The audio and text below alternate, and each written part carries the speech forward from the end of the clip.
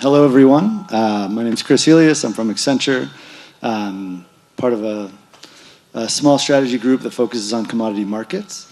Today, we're going to be talking about, the impact that sustainability is having on the technology landscape of our organizations and how we can respond to, the new challenges of kind of ESG and sustainability that they bring, and how technology can support that. Maybe just quickly we go around and introduce ourselves, and then we can jump into it. Hi. Hello. Great. Hi, everybody. My name is Darcy. I am an environmental sustainability manager with FGF Brands. We're one of the largest bakeries in North America. Myself and the sustainability team work on projects relating to packaging sustainability, sustainably sourced ingredients, waste reduction, and education. I've been in the CPG industry for about 5 years now, and prior to that, I was a biologist with the Nature Conservancy of Canada and the Nottawasaga Valley Conservation Authority. Hi, Magesh Nair, ex-group CEO of ION and ex-CEO of CCI as well. Not a sustainability expert. I've sat in enough investment committees to push back on sustainability investments, capital allocation, that kind of thing, so I can come from that angle. I did run one of my portfolios where methane-based green energy plant, about 24 plants in the US. It was a portfolio called Ingenco, so we can add to that perspective as well. Hi, everyone. Judd Orr. I'm with Mars Inc. You probably know our products as Snickers Bar, Skittles, Iams Pet Food, and some of the others. I'm on our price risk management team where we hedge all of the commodities that we use and consume, and that does touch on some of the sustainability issues there. Prior to that, I was a trader, market maker in gold and silver options for years, so good to be here. Hello. Hi, Richard Williamson. I'm founder of Gen 10. We're a technology company that's been focused on commodity supply chain, digital flows, if you like. Our mission was 24 years ago to bring sustainability, traceability, and value to commodity supply chains through digital tech. It's nice that it's now on everyone's agenda to try and solve some of those problems. The persistence is there. And I guess our tagline is work better together, and I figured that was quite fitting both internally within the company, with our clients, but what we do is in our technology, we try to bring collaborative processes and workflows to the huge amounts of unstructured data and processes that are amongst our clients in these commodity supply chain spaces. Great. So it's a big topic. When we talk about sustainability and the new challenges that we're facing, it covers a lot of ground. So there's reporting, there's just emissions reporting of scope 1 and 2 and 3, and tracking that data and reporting it accurately, either for regulatory reasons or just for the individual mandate of the company. But it also gets into carbon credits, whether you're generating those credits, buying those credits as offsets, or even getting into carbon trading. And then, to your point a little bit, there's traceability. What are the materials we're using? What are the sustainability attributes of those? Are we sourcing from regenerative agriculture? And how do you trace those attributes along with the physical product through the supply chain in a way that's defensible, in a way that you can, whether you're selling it on to your customers with those attributes. And then, there's even, additional topics around, recycled plastics or recycled materials in our packaging, things like this. So it's a really broad topic. There's a lot of different aspects, but all of them, what they have in common is that it's maybe data that we weren't collecting, we weren't having to manage before, and there's implications in terms of the challenges to actually manage that data, and sometimes, depending on the regulatory regime, there can actually be pretty significant consequences. I know I've talked to companies where they've faced fines because, not out of malice, but because they didn't have the right data structures in place. They've incurred fines and other penalties. So it's a big space to navigate. Maybe just turning it over to the panelists. where are you focused? Maybe Judd and Darcy, who are kind of on the business side, where are you focused today in terms of your sustainability efforts, and where are you investing in technology to support those? Go ahead. Yeah, so I'm glad you brought up the scope 1, 2, and 3 emissions because that's a big area for us right now. So we've recently partnered with a third party to automate the capture of some of our scope 1 and 2 data. So that's all of our utility information. So natural gas, water, wastewater, electricity. What's really nice about this is you have a second set of eyes on your data that's coming in. You know, we know that there's human error, both say from my team's perspective, maybe they miss a decimal or they put a number in wrong, but there's also errors from a utility perspective, so just having that second set of eyes. Automating that data coming in when we have 20 plus facilities across North America is quite helpful. So it's a time saver for our team. As well, in that platform, we're able to enter the remaining of our scope 1, 2 emissions, and we're able to survey our suppliers to gather our scope 3 information. And one of my favorite things about the platform is how easy it is to share that information. And I think this is a theme that's pretty common, is that, you know, the information you're getting has to be understandable, not just by the subject matter experts, but by everybody across the organization if we're going to enact meaningful change. So I would have to say that this is a relatively new concept for our company in general. We've been around for generations, but we're doing it and because consumers want it. So there is a lot of new data there that we have to look at and poke and prod. And not only that, but what are some of the risks and implications is really where I come into play from a carbon standpoint, and where can markets go, or can we get hurt from that perspective? So. And how are you thinking about risk management when you think about on the commodity side? Whether it's carbon as a commodity that can, or even commodities that, commodities that have environmental attributes attached to them. How do you think about how you risk manage those? Are there changes in the approaches that you have to take versus, your traditional commodities or inputs that you're managing? That's a good question because in other commodities you could arb or do some sort of arbitrage to strip out and kind of I don't want to say skirt the rules, but maybe like you're trading it, right? But here you don't want to violate the spirit of some of these sustainability programs, so it's more straightforward in terms of looking at risk directionally. Like a PPA or a VPPA is probably a good example.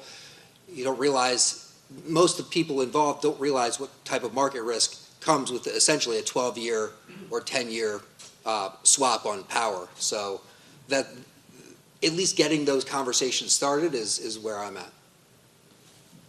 The other question is, as you think about investing in solutions and technology to support these various efforts, this is a space that's changing very rapidly, both from a regulatory standpoint and also in terms of what schemes are out there, what consumers and what investors care about. How do you take decisions of where to invest? How can you be, investing in a way that allows you to be nimble rather than, putting a ton of capex into maybe a technology stack that might be obsolete very quickly? I'll go first. The statement made by one of the head of trading comes to mind in my past life. He said, "I want to be compliant, not world-class in compliance." So it's a very interesting statement. First time when you hear him, like, what does that mean? Like, okay, so he's saying, good, be compliant. So if you look at the regulatory thing and compliance, Europe takes the prize on that, as you all know. So they're always leading in this space. So it's an evolving space in terms of rulemaking and all that. And then you, as company industry, try to do what you got to do to report and collect data and all that. The worst is doing nothing. You don't want to be non-compliant and not caring enough to put in any system or process, at least a spreadsheet and a person. So I'm starting from there saying, you better start moving and start doing something and start tracking what you can, do the best, and then eventually grow out, and not too fast, not too much capex. Why? Because by the time you get there, rules are changing, right? Before ESG came in, we were all focused as, we used to call it as HSE. People know that as health, safety, and environment, however you jumble up the words. So there was an environment in HSE. It's nothing new. Nobody wanted to burn the planet by intention, right? So then comes the ESG as an investing focus, then gets the carbon credits, which is a monetary focus, you can make money off of it. Then you get the RIN credits, which is tax focus. So it's evolving. So sometimes it is just tell me how much are you burning out? How much carbon are you outputting, right? All your footprint capture. Start from there. As I said, don't want to be world class, do something first, and keep pace with all the rule makings, right?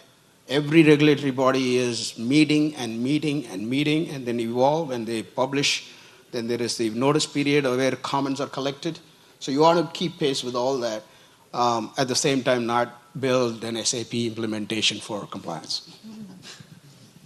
I feel like, not to put you on the spot, but you mentioned that Gen 10 has been in this space for a long time, and so you've been through significant changes. I'm curious, and when you're working with clients, how you advise them and what you've seen. What is your take on how to invest in technology in a space that evolves like this? Yeah, I mean, really, to your point, it's start quick and start small, and keep an agile mentality and culture within the organization, right? It's always good to talk. So there's a rush and a bit of a scramble about what is sustainable? What do we have to do? What are the KPIs? There's no standards or whatever, and you kind of, I mean, it's already happening. I'm not speaking. I don't know about you guys, but there's a risk, let's say, of creating silos of sustainability experts, of operations experts, of commercial experts, of the people who are looking after the carbon credits. And they're under immense pressure. I mean, over in Europe, you've got this EUDR, the deforestation regulations. January 25 is the deadline to be compliant, where you have to be able to prove that no trees were hurt in the processing of this bag of coffee or whatever. So people trying to scramble around to get the data and the processes together. And there's a group of sustainability experts who have been tasked with it. And they might get stuck on, well, hold on, they haven't decided what the framework is yet, or what are the KPIs? How do I know if I'm going to be doing this right or not? And they may have run out of time in the day to go and talk to the operations guys to see what information is already there. They may have come from a different background, so they wouldn't necessarily know what questions to ask them. So obviously there's a lot of opportunity for improvement in that sort of background. How have we been advising the clients? I mean, we've been taking, if I can plug a little project we were doing down in Brazil. I mean, it's not a little project, it's a really cool project, really, where, we've got, and we did it in the cotton business. It's not part of the EUDR yet, but it's units, bales that need to be traced all the way through the process. And they need to know which farm it came from. They need to know what the Scope 3 carbon emissions were, the logistics, etc. But we also knew that it was operationally, it was hugely inefficient in the commercial team for them to actually process the quality data of each of these individual. I mean, they're shipping hundreds of thousands, millions of bales of cotton. Each one has 12 or 15 data points to decide on the quality. And in Brazil, and in other places, but where we were, there's like 100 different formats, spreadsheets, PDFs, etc., etc. And there's tens of different ways of calling these quality attributes. So if I can use machine learning rather than AI, just to differentiate ourselves a bit. So we set about something to help them in scraping that data, processing it, teaching the computer to learn that format again, because instead of a day of somebody processing it, it was taking seconds to process that. So that's already a good thing for the commercial team. Hasn't done anything on the sustainability yet, but because we knew that information also contained information about where the farm was, and we knew where to get the maps of where the farms were, and we knew that there were third-party providers that do mapping of deforestation over the years with APIs, and we could bring that in. As we're building that product, we and because we wanted to bring sustainability to value, bringing those things together was kind of cool. And then with the tracking of the containers, we're using AI to track the ETA slippage on containers and vessels.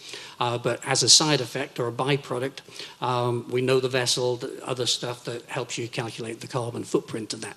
So you're getting your Scope 3 emission reporting done automatically, just by, at the same time, helping with the operational efficiencies of those things. Now, if we'd have said to the people who are going to pay, we're going to do da-da-da-da, it would either be no, or we're too busy, or it'll never happen. So we sort of did it stealthily by looking at the commercial side of this quality stuff, and then opened the next page to show, oh, and we got this as well. So it was that sort of nimble, stealth-like thing, but because we kind of knew what questions we wanted to answer for the industry. Sorry. That's what we did. No, I think it's a great example. I mean, one of the things we were talking about just beforehand was, when you're competing for CapEx for any kind of investment like this, it's very hard. And I don't know. I know, Mukesh, you have thoughts about this. Yeah. To get that approval for something that doesn't have a bottom line impact, or at least not an immediately visible one. Yeah, I think that's what I like. Sorry, that's what I like about this episode that you just shared, Richard. That's like, if you think about it, it is a little episode, but no offense there. So I know it's a valuable thing where if you come to me and ask for money just to be compliant, $2 million, you're out of my office in 2 minutes, right? Versus you talk about make money commercially and really, get going from a business case standpoint, everything becomes easier after that, right? Making a case to me and making a case to the board and shareholders and everybody. Nobody wants to be non-compliant and pay fines either, don't get me wrong, right? You want to do that, and you're not going to get a trophy for putting in $1 million system or do it with a spreadsheet. Sorry, Darcy, the spreadsheet continues. So that's how this thing works, right? You want to do the minimum and be compliant, or find a business case to do a commercially viable solution, because at the end of the day, every CapEx dollar is competing. There has to be a return. And either you make money, or protect money, or save money. Only there are 3 departments. Which department wins in every company? Make money, right? So you got to start from there. I mean, I think you raised a good point, though, when you talked about silos, too. That's something that we have to push back against, and it's more about education also, because it's great if you have this cool platform that tracks everything that you need, and internally it's good, but what about our folks on marketing or sales side or engineering, or then you take it the other direction to our suppliers, and the data that they're giving us is frankly garbage. So how do you deal with that? That type of thing. So. Yeah, I mean, I think maybe the underlying enabler, ultimately is the data, and that data as long as the value that data brings is not, can bring value, whether it's in cost savings, whether it's in improved operational effectiveness. It can also serve these other goals as well. And supply chain data and operations data by itself is a business case. It doesn't need compliance and regulatory and other things to justify. If your supplier is not compliant, and imagine if you're Walmart. I know Mars is big as well, right? Companies like that who've been there for generations, you have muscle power on your supply. Supply chain, if your COO gets on and say, only a vendor who is compliant with this standard template that I publish, you declare what you want. You send the form and say, you don't publish through this, you're not pulling into one of the trucks is not pulling into my spot, right? All the suppliers will line up. I remember decades ago when RFID showed up in our radar in my ConocoPhillips days, oil company days. If you're for the lubricants business and all that oil business, if you're not RFID compliant, there is no carton that's pulling into my warehouse. So all the suppliers had to build RFID technology to become my supplier, to be my supplier. So there is some power in negotiations and getting, at least for the major players. And just, adding to that, we see that happening right now. Like, we're in a situation where, we have to comply with one of our major suppliers for certain requests for various levels of palm oil, say, production. And if we want to continue to be one of their main suppliers, then that's the role that we have to face. And while, when you first hear these asks, your first instinct might be, oh wow, like that's a big ask, but really these are the really great asks to get, because this helps to shape kind of the framework of how you're going to move forward. And I know we've moved a bit away from technology, but I think it still is the same, font of that's what we need if we're going to push the needle forward. There is, jumping back maybe a half step to what you said about supply chain and the value of that supply chain data.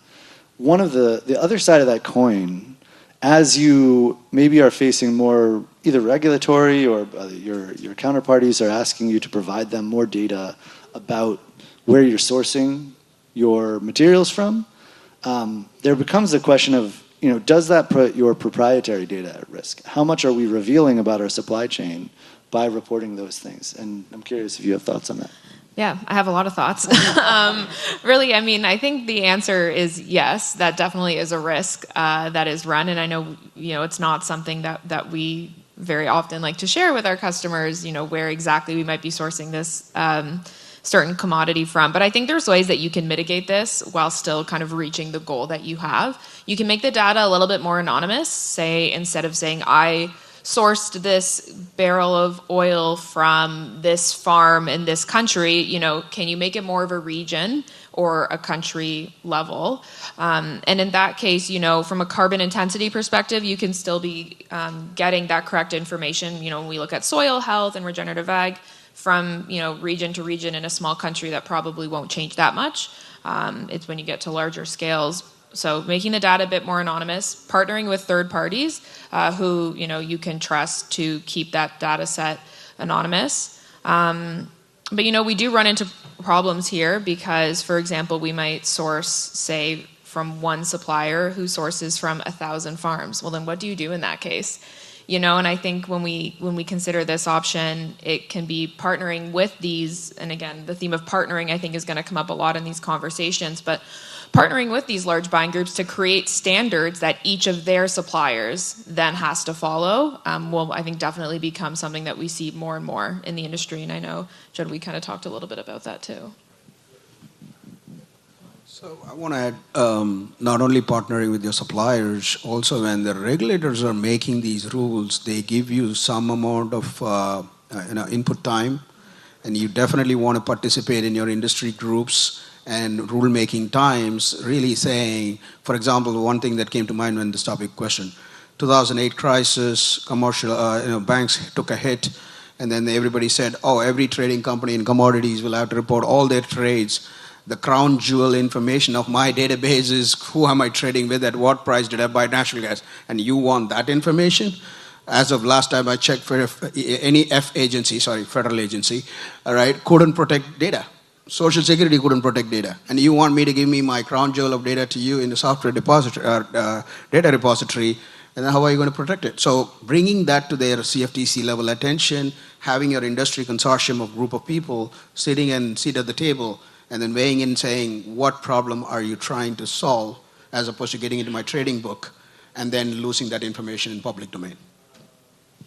I was going to stay quiet for the rest of the panel because I'd hooked the microphone, but I do have something to say. It's like with the regulators who they have an understanding of the problem that they want to solve, and then they come up with we need to trace everything back to that place. You must give it to us, without understanding the practical realities of how difficult it is to get that soybean that's been commingled with all these other millions of soybeans from different places in a silo. That has been, it's difficult. It's expensive to empty a silo before you put more stuff in, even. So they don't appreciate that it's that where the ideology and the reality are disconnected. So I think there are simpler ways, and there are ways that already exist through certification and banding to give those levels of anonymity through the supply chains as it passes through the chain of custody. But I mean, it's good for business because there's lots of data that needs managing for us. But yeah, there does need to be more of that conversation, communication, so that practical solutions are put in place to try and solve some of this, because you don't want to be sharing your crown jewels all the way down to the customer. Yeah. While we are at it, send me a copy is what, like everybody will ask for a copy after that, my trading book. And blockchain was the idea. It doesn't have to be blockchain, but that sort of encrypting of stuff to give it some unique hash key to prove it. I don't know. The standards and the requirements will change by the time it gets implemented when you have those collaborative platforms. And blockchain doesn't give you a lot of privacy either, is the challenge. Or scalability. Yeah. I mean, on the other side, in terms of, there's the practical side of it, in terms of execution, in terms of protecting your data, in terms of being able to even collect and report that data. But another topic is how, and maybe this is stepping a little bit away from the technology side, but I know it's a topic that we all were interested in, is just how do you distinguish between the efforts that are actually going to move the needle and that we believe have impact versus greenwashing or simply gathering and reporting data, or I think there's been a lot of news around many of the carbon schemes which are dodgy at best, and so how do you strike that balance? I know Mukesh has thoughts. I know others do as well. Yeah, this is great. And what I love, I don't want to say I love greenwashing. What I love about the topic of greenwashing is that it's so contemporary. I was just reading an article yesterday. I'm from Toronto and up in Quebec, which is a province in Canada, for those who don't know. There's a lawsuit going on where some of our major retailers, the Metros, the Costcos, the Dollaramas, are being sued because they have these, what they're calling recyclable or reusable bags that, you buy at the point of sale. And they're saying they're recyclable, but they're not. They're not even recyclable in Quebec. They might be recyclable in 5% of the country, but that's not what recyclable is. And so, when we look at the efforts that we're going to invest time and invest capital in, these efforts need to be backed by the most contemporary science and information available. When you're setting carbon targets, align with the science-based target initiatives, because we know that that's, what science is telling us will keep global warming below 1.5 degrees Celsius. And so we really want to depend on the schemes that have that science background, avoidance, removals, from a carbon credit perspective, really just doing your due diligence, and ensuring that, you're doing your own background research and not relying on kind of face value from what other people are saying. Yeah, I think I tried to avoid this topic, but that's why the mic went around and came back to me. I think the greenwashing thing is, if you the last 10 years of my career had been in the private equity world. So the reason I say that is, prior to that, I've spent about a decade plus in the public company world, ConocoPhillips, an oil company and all that. Greenwashing as a topic, or ESG as a topic, takes its own life form in two different modes, in public and private. As soon as you become private, you're not under the microscope, and you really don't care about reputation risk because your stock price isn't going to kill you tomorrow, right? Public company is all about reputation risk and public stock price, and Costco getting sued. It's not just now no good deed goes unpunished. That good deed is getting punished right now, right?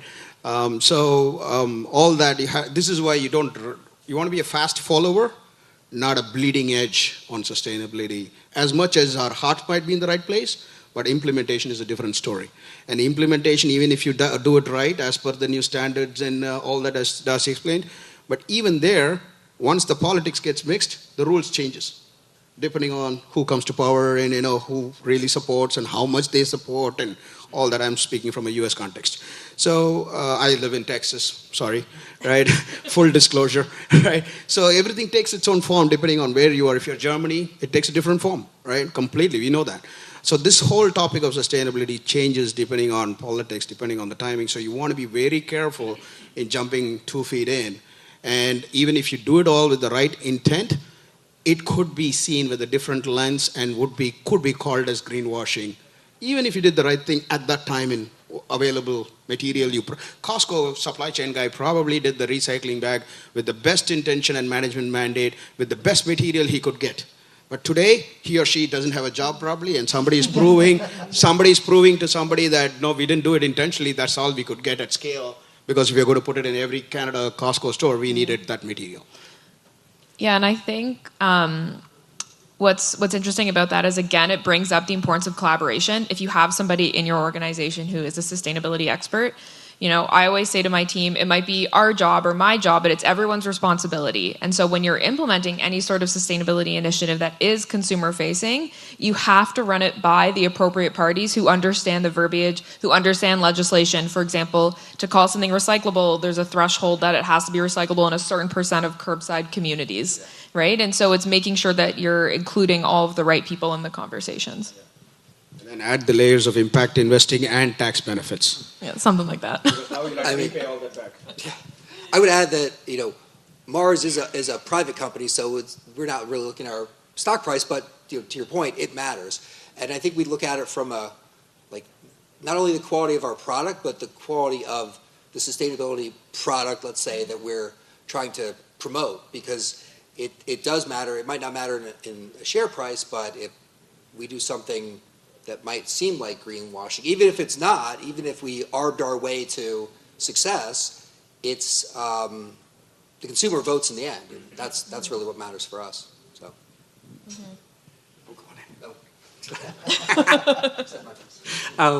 No, greenwashing. You can polarize anything these days, apparently, and that's one example of it. I like the voluntary carbon market as an idea. If I can't change how I'm doing something at the moment, I've got an option to offset it in the meantime. I want to change my technology, but of course there is the humanity or the human nature aspect of it that maybe someone might take advantage of that. So nothing's perfect. I think with like the Red Plus certification examples, where people with the best intentions throw millions of dollars in net zeroing themselves with these credits, only to wake up 6 months later being told that the credits aren't worth anything.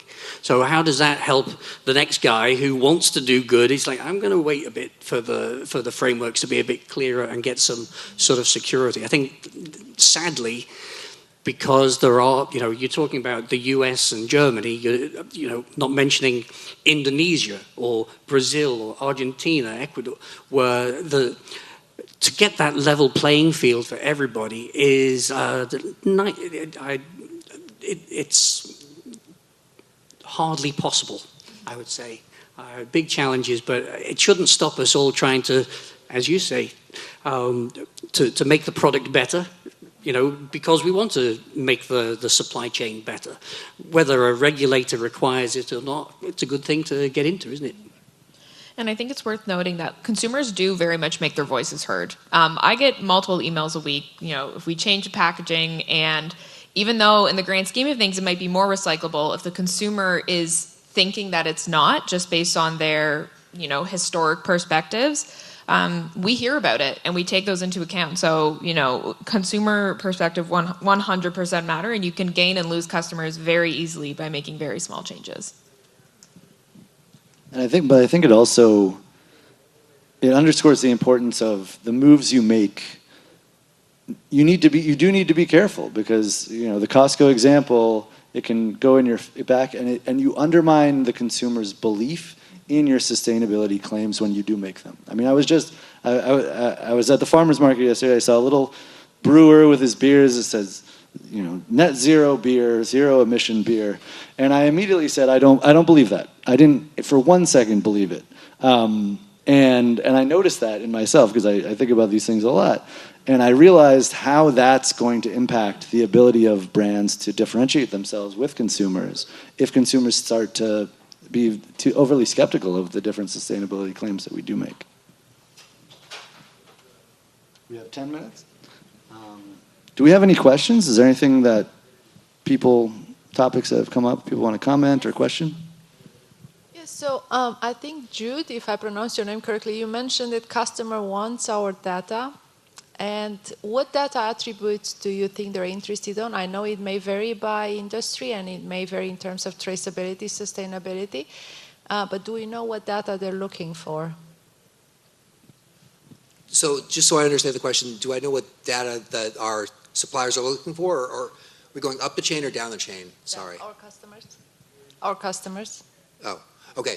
Yeah, I mean, our customers really are looking at basically what we can do on the label is essentially where what we're trying to prove or what we're trying to be authentic about, I guess you could say. So if we're 100% recyclable, let's make sure that that's true, and it's not just like several layers of different resins that can't be recycled or something like that. So really, that's where it comes from, I think. Hopefully, that answers your question. I would like to hear also Richard's perspective. I'm very interested on the cotton attributes that we capture in Brazil. So in terms of impact, what data did you capture, if you can share? I could share it with you. So, I mean, what are the attributes? I mean, it's all of the quality attributes of the HVI stuff, right? But, the farm, if you get the module data attribute does exist. You can get hold of the car files, get a database together of the car file is the map of the farms that you can link your bales back to, etc. Starts there and then moves forward to the container attributes that go along with the bales, etc. But yeah, does that, because it gets quite specific in the cotton world. In terms of impact, what data attributes do we plan to capture, like carbon intensity, or do we look at emissions reduction, and how do we capture? Are we there yet to know what we want to capture, or we're just talking more generic at this point? So the carbon emissions of the transportation, we have it for the ocean part of the voyage. The trucking up country is a little bit more problematic. There is that, and then there's the have any trees been harmed since 2020? Has it been farmed on recently cleared land, for example?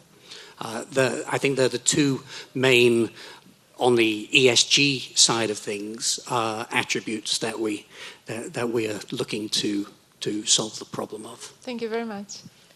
And I think to add to your comment or question about what the consumer is looking for, and I find almost sometimes it's what's like missing, say, from your label. So, if you're using sustainably sourced cocoa or sustainably sourced palm oil, that's more and more almost becoming like the norm of what consumers expect of some of our, especially large retailers like Mars.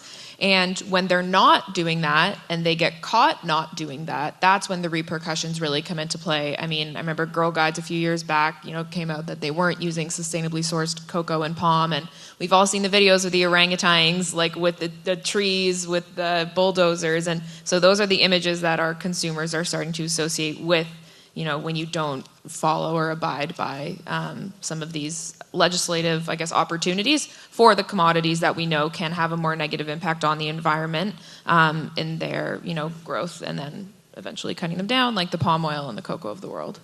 It was something like 0.02% of the contents of the Kit Kat was from palm oil. But that's what people think. And it was years ago. Yep, the perception. Yep. So do you think there's a way to simplify the problem? And I can give a cotton example. I worked with a jean company. We did a bunch of studies on how do you decrease the water consumption. What we ended up realizing was, can we just label non-irrigated cotton versus irrigated cotton? That fixes your irrigation problem. Yeah, I mean, there are those sort of, like the step-by-step wins. I mean, it's not perfect, right? Because even with the unirrigated stuff, what are you measuring and how do you measure, etc. So that was a simple solution to try to address to scratch the itch, right? And it's finding lots of those examples. I mean, as I was saying before, some of the traceability requirements. You know, I saw something about a pen. You will be able to know what is the carbon footprint of this pen, and it had plastic in it, had metal in it, had ink in it, etc., etc. And it's like you've got to think what was the carbon footprint of measuring, monitoring, validating the carbon footprint of that pen, and how does that compare to it? You know, so it's that common sense bit. But how does that then translate to hold water, if I may say, with the consumer? Exactly. Yeah. It's the low-hanging fruit that people will believe, right? Because ultimately, then you're just waiting for the repercussions. It takes about 100 private jets to go to Davos, Switzerland, where we look at their report to study that and then call it cop-out. Oh, no, COP. Sorry, I used the wrong word. Cop-out. You know, COP meetings, COP26 or whatever, right? So that's what it takes to measure, monitor, manage, and then market, right? Everything is cost. And every time the production of a commodity supply chain, when we talk about, what does it take to transport? Just the shipping, which you talked about earlier as well, that's emissions as well. So if you put all that, right, the global supply chain is too complex to track all that. Yeah. I think it's too complex to track it all together. But piecemeal, Yeah. there are a lot of opportunities to, track. We as a company know when we look at our scope 1, 2, and 3 emissions, we know what our heaviest hitters are in terms of carbon. And that gives us a roadmap to then say, okay, I know my refrigerants are a problem. Let's tackle that because I know I can change. So I think it's just not like trying not to get bogged down and, oh my God, this is huge. This is so hard. But just break it down into pieces because really, like I said, my job, everyone's responsibility. So our transportation team is going to be responsible for, optimizing our shipments. That's going to be their job. Our maintenance team who maintains our freezers, that's their job. So having to make it like a holistic company-wide approach. And to the data structure and the technology part of it, of the discussion, I mean, the concept's not rocket science. I mean, where did it come from? That's a good question, right? It's like, well, what kind of data could you possibly need to know in order to know where it came from or whatever? And so you can put that together. In its essence, it's really quite simple. I guess it's the worries of the repercussions if you try to be the first to be too transparent about your activities, like some of the things we've discussed here. That ultimately, you no longer have a job because you try to recycle your packaging. Right? So the more you reveal, the more questions will come up. This is one of those business areas I can think of where it's like a legal discovery, right? You submit more supply chain data, I'll ask you more questions. And you'll keep giving me more data, and I'll keep asking you more questions. Eventually, you'll regret giving me that much information. How are we doing on time? Where do we... We can start the drinks. All right. No, we can take one or two more questions. Are there more questions?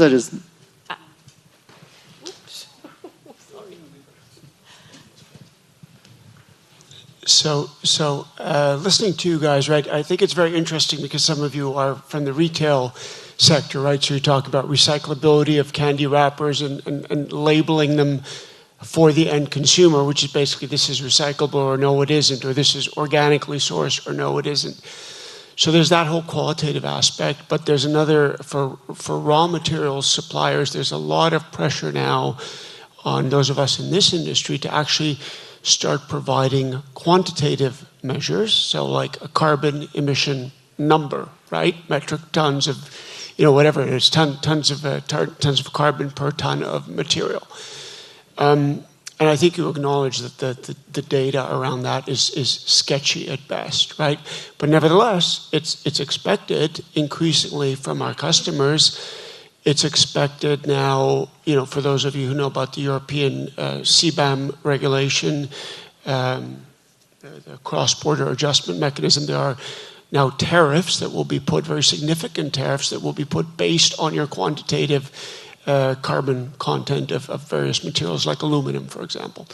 So my question comes back kind of to, since we know the data is sketchy, and yet we know there's an expectation that actual numbers are produced, hard numbers are produced. What kind of competitive pressures do you see that creating, right? So when a customer is assessing two suppliers and one says, hey, I've got a really specific carbon footprint based on a particular plant that's producing this material, and the other one says, I've got the national average that I got from such and such database on some university's website, right? Have you guys, I'm just wondering if you've sort of come across those kinds of pressures and how companies are responding to that. I can talk a little bit about that, maybe less so from a carbon intensity perspective, but from like a packaging or regulatory perspective. This is why when we make decisions for sustainability, again, we really want it to be rooted in like sound scientific data, because if I have a supplier claiming something to me and I think, well, that doesn't really seem that real. I want to see the backup. I want to see what methodology you use to calculate your carbon intensity. I know we talked about revealing data, but I think there's a way that we can do it in that you at least provide me with some of the background, like the math behind it and what data sources you're pulling from. Are we pulling from the same data sources? Are you using outdated sources, or am I using outdated sources? So just making sure that you're aligned on the accounting, like the GHG accounting methodology, following the GHG protocol, or asking your suppliers to follow a specific protocol to ensure that you're evaluating the same information the same way. Just an audit process, right? Yeah. Not a sampling audit process from your own auditor can have a sustainability audit. Yeah, that's a very effort-intensive activity. Sorry, That's why I use the word sampling, because you see, you got to be careful when you open the kimono, as they say. If you just give them all the data, auditors would love it. He called it good for my business. Consultants, auditors, Accenture would love it, right? PwC, they would love it. For the next 12 months, I could be auditing your supply chain data, right? So you have to ask the question, is it a sampling audit, right? That's good enough. Process audit, that's much better. Process audit would be, your question is process question. If I'm taking it from a national, whatever, aggregated information versus transactional, just do a process audit and we could have a level 1, 2, 3 conversation. Who has put in how much effort, and how clean it is and how current it is and all that. But once you certify that it is that standard, this is where the standards evolve, right? Mm-hmm. Standards of reporting, standards of quality, standards of transparency, everything has to be standard. And if you jump the gun and do everything and you think, hurrah, I have arrived, give me the trophy, sorry, good intention, but you're too early to the game and it's not even defined yet. And that's where you got to be very, very methodical and careful about these things, implementation. But, technology as well. But in terms of trying to get things started, I mean, so a little bit on when we were putting our technology together, we started off trying to standardize an industry. Let's say, well, if we can get what the contract needs to say and what the attributes of a control instruction is, or what an insurance certificate needs to have, etc. And that was at a time, we called it Cotton XML, and people couldn't spell XML at that time, let alone adopt it industry-wide or whatever. But rather than just give up, it's about how do we sort of standardize the flexibility in the contracts, in the inventory, so that you can have the attributes that, whether it's one particular methodology of your GHG or not, at least it's there to be put in. If tomorrow regen, well, it's not pretending that it wasn't already, but if tomorrow there's a new thing such as regenerative agriculture, being an attribute that you need to trace through the thing, making sure that your architecture is there where you're thinking what kind of additional things could there be. That flexibility gives a bit of longevity to your systems, and getting the APIs around so that if someone else is coming up with, we didn't write our own carbon footprint calculator or choose one particular one because no one had really agreed on which calculator to use. We just realized that there's going to be lots of calculators until they decide on one. So let's make it possible. Let's standardize the flexibility to say, well, which formula do you want to use, and then report on that and keep it standard, at least for yourselves, ready for the next round of, evolution of getting to that level playing field. But we can't wait for the level playing field before doing anything. So, yeah. Thank you. Yeah, that's where we are. There's like there's no standard for the standard, right? So you can produce a carbon emission number of, I don't know, 5 tons per ton, or whatever it is, right?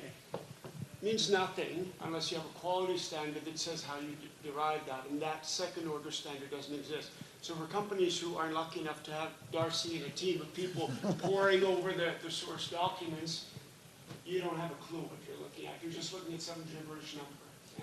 And that's why we were thinking, well, how can we get that number without increasing the burden of reporting, without increasing the burden of research and finding that information to see if we can get it as a byproduct, knowing that maybe 5 isn't really 5, etc., but just to lower the footprint of the collection as well. I think if I can add a CIO perspective from an IT standpoint of all the customer functions, finance and compliance comes to mind as 1 or 0 functions. They always look at it as, I have to be compliant. There is no flexibility word there. Right? Regulators are not going to give you good marks for, you tried. Good try, Darcy. Well tried, right? There is nothing like that. Either you're compliant or you're not compliant. You're not compliant, you're paying the regulatory fines. From a CIO IT perspective, Vlad or myself, when we are in the seats, we're looking at, you don't even have a solid requirement. You want me to build a system in technology and infrastructure, right? Why don't you firm up your requirements and come talk to me? So somewhere in between these two worlds of 1 or 0 compliant and then I want full requirements, you have to go to the next level and say, I would rather have that flexibility and do the 80% and look like I'm putting in a full effort in trying to be compliant. Because when you really have an audit from a regulator, not doing anything will cost you significant amount. Waiting for standards to evolve to the T, and then I will invest in money in technology, won't work. That is why spreadsheets, thankfully, there's always a spreadsheet, right? So build one.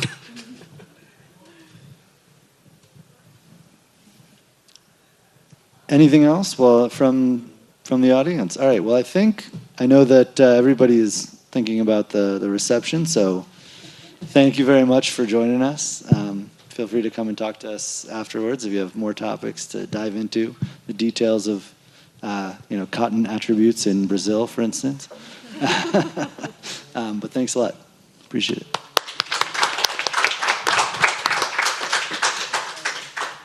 Sustainability. That sounds fascinating. Please welcome the panel Darcy Curran, Judd Orr, Magesh Nair, and Chris Elise. Thank you very much.